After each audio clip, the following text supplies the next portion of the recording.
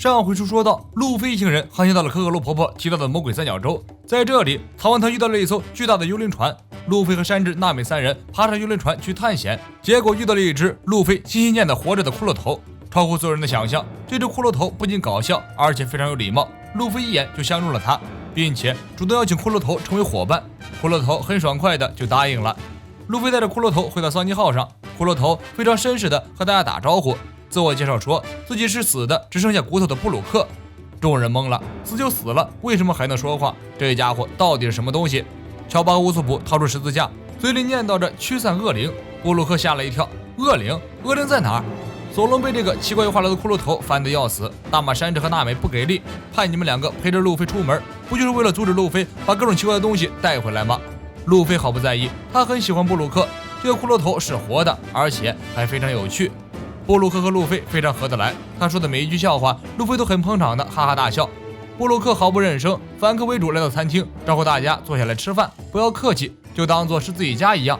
环顾四周，干净的餐厅，明亮的厨房，布鲁克对桑尼号赞不绝口。众人吃过了饭，布鲁克正式自我介绍，他告诉大家，几十年前自己也是海贼，乘坐刚刚路飞他们看到的那艘已经报废的海贼船，和伙伴们一起航行在大海上，结果遭遇了强大的敌人。战斗之后，布鲁克所在的海贼船全军覆没，自己自然也死掉了。布鲁克在生前曾经吃下了一颗名为黄泉果实的恶魔果实，这是一颗能够让人起死回生，获得第二次生命的恶魔果实。布鲁克在活着的时候，黄泉果实没什么作用，只不过让他变成了旱鸭子。但他死了之后，黄泉果实发挥了功效，将他的灵魂从冥界带了回来。如果当时布鲁克的灵魂立即回到身体里，他就可以原地满血满状态复活。不过怪就怪在这片魔鬼三角洲海域浓雾弥漫，很难辨别方向，布鲁克的灵魂迷路了。就这样，他的灵魂在海上徘徊了1年多，才最终找到了自己一伙报废的海贼船，以及已经腐烂变成一具白骨的身体。灵魂回到身体里，虽然能够复活，不过也只能以一副骷髅头的面目示人了。路飞听后哈哈大笑，路痴啊，那你和索隆一样。乌索普、乔巴只关心一个问题，你到底是人是鬼？布鲁克做撒娇状，鬼？伦家最怕鬼了，如果看见鬼我会尖叫出来的。娜美拿过一面镜子，你最怕鬼？你没照过镜子吗？现在就你最像鬼了。镜子反射过去，乌索三人惊恐地发现镜子里根本没有布鲁克的身影，再仔细一看，布鲁克连影子都没有。乔巴和乌索普立刻举起手上十字架，其他人也做出随时攻击的准备。只有路飞见到大喊，没有影子，这么厉害。布鲁克看到大家如此惊恐地看着自己，反而淡定下来，坐在椅子上不紧不慢地喝着咖啡。山治狠拍桌子，催促布鲁克如实道来。布鲁克叹了口气，所有的事情都一言难尽，我变成骷髅头和没有影子是两回事。算了，下一集再说吧。山治怒骂道，还有10多分钟才能到下一集呢，现在就给老子讲。布鲁克翘起腿，淡定地回答，我的影子在几年前被一个男人夺走了。此言一出，大家都愣了，世界上还能夺走别人影子的能力吗？不过看到眼前这个骷髅头能走能说话，大家就释然了。海贼王的世界不要用科学去解释，什么事情都有可能。布鲁克继续说道，夺走人影子的能力是存在的，而且人一旦被夺走影子，就无法在阳光下生活，只要照射的阳光，身体就会化为灰烬。好在这片海域被浓雾笼罩，阳光透不进来，布鲁克的侥幸活了这么多年。几年前，布鲁克能亲眼看到同样被夺走影子的那些人在阳光下化为灰烬，消失得无影无踪，那是令人毛骨悚然的恐惧。山治感叹道，你可真惨啊。布鲁克聒噪地说道，但我还是坚强地活下来了，只剩一堆白骨的布鲁克，请多多指教。布鲁克吼吼吼笑个没完，在山治等人看来，布鲁克这个话痨烦得要死，但是只有经历过很长一段黑暗的布鲁克才清楚那种孤独的无助感。在不知道时间浓雾笼罩的昏暗海域里，布鲁克只能一个人在船上漫无目的的漂泊，回忆和伙伴们在一起的时光，想象船上正在举办宴会，欢声笑语的热闹场面，伙伴们都死光了，独自一人守着连船舵都坏了的大船，无法离开这里，没有方向，就这样漂泊了几十年。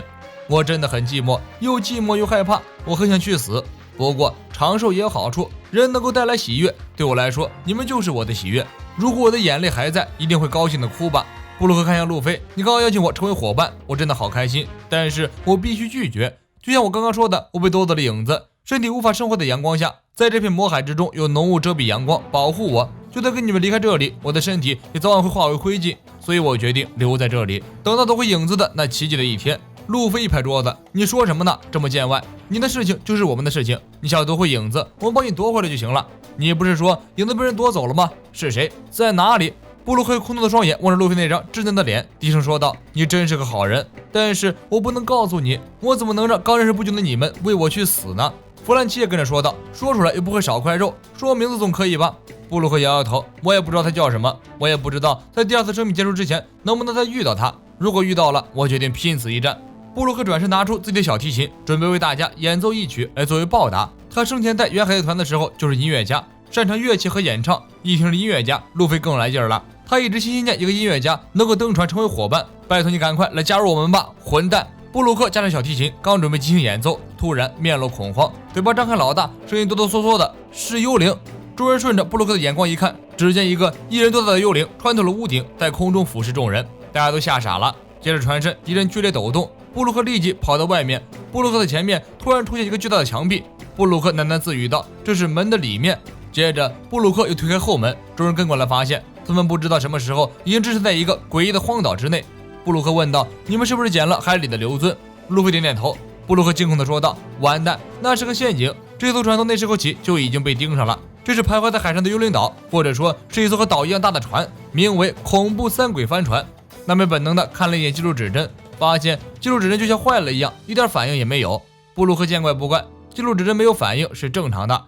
这个岛来自遥远的西海，西海。纳美还想继续问什么，但是布鲁克一副已经迫不及待的样子，回到餐厅里，拿起自己的手杖，推开正门，轻轻一跃便跳上了狮子头。今天是多么走运的日子，不仅看到了活着的人，连我的夙愿也能实现了。你们马上破坏后面的门，逃离这里，绝对不能在岸边抛锚。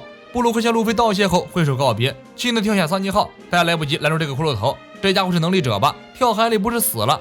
布鲁克在众人惊异的目光中，像个人形快艇一样，趁水不注意在海面上急速狂奔。路飞看得更过瘾了，这难道就是武林之中失传已久的轻功水上漂？纳美劝路飞听从骷髅头的好心警告，开船离开这里。虽然不知道这里是什么地方，但是总感觉很不妙。路飞一脸期待的样子，完全听不进去纳美的劝告。细心的罗宾通过观察发现，他们现在所处的地方是一个环绕着这个无名小岛的墙壁里面，相当于他们被关起来了。而那个大门就好像一张大嘴一样，刚刚的震动应该就是大嘴把他们吃下去的时候引起的。大家都觉得这个小岛诡异又危险，商量着如何逃出去。而船上路飞已经展开行动，佩戴了春游的装备，准备好登岛了。乌索普绘声绘色的给路飞描述了一番岛上的惊险恐怖，试图让路飞放弃登岛的想法。路飞扬了扬手里的网兜，开心的说道：“我要把刚刚的幽灵抓回来养。最重要的是，我要找回我们重要的同伴。”初步计划登岛的冒险小分队成员有罗宾、路飞、弗兰奇。然而此时浓雾中却传来纳美的惨叫声，因为雾气太大，根本看不清前面发生了什么。突然，桑尼号的船锚坠下去，扎进海底，而船上的几个人都站在原地，根本没人去动船锚。接着，船舱的舱门莫名翻开，路飞的脸被人拉得老长，又莫名被人一拳打倒在地。索隆的佩刀突然飞起来，从空中砍向路飞。一系列诡异的事情让众人不寒而栗。这个甲板上除了他们几个人，难道还有其他人或者其他什么东西在吗？大家看向四周，在看不见的角落里一定有什么东西在死死盯着他们。山治从恐怖的氛围中分身出来，准备跳下船先去救纳美三人。结果他刚一起跳，脚就被什么东西给抓住，砰的一下砸在了船板上，又被人拉向空中，蒙上几圈后丢在甲板上。接着罗宾又被人非礼，空气中传来野兽一般的嘶吼声。这时船激烈摇摆起来，围墙内的海域掀起诡异的大浪，桑尼号随着浪潮疯狂摇摆。另一边，纳美三人并无大碍，因为太兴奋没有注意到前面的事物，撞上岸边后掉进了一个深坑里。这个坑粗略看上去大概有5-6米深，地上堆满了人骨，十分恐怖。最让三人担心的是，这里低于海平面，既无法向外界救援，也有被海水淹没的危险。这时，深坑的黑暗中传来一阵野兽的低吼，一条三头犬一边狂吠一边跑出来。纳美三人吓得扭头就跑。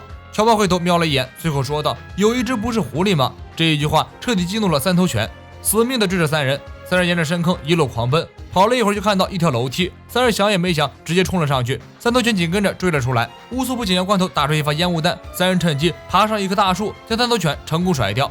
三人刚松了一口气，结果一扭头看到一只巨吓人的蝙蝠，这只蝙蝠还会说话，而且非常有礼貌。他看到纳美三人被狗子追赶，特意来此为三人指一条明路，坐上马车去霍古巴克医师大人的宅邸避难。乔巴听到这个名字后突然尖叫一声，霍古巴克，这个名字好像在哪里听过。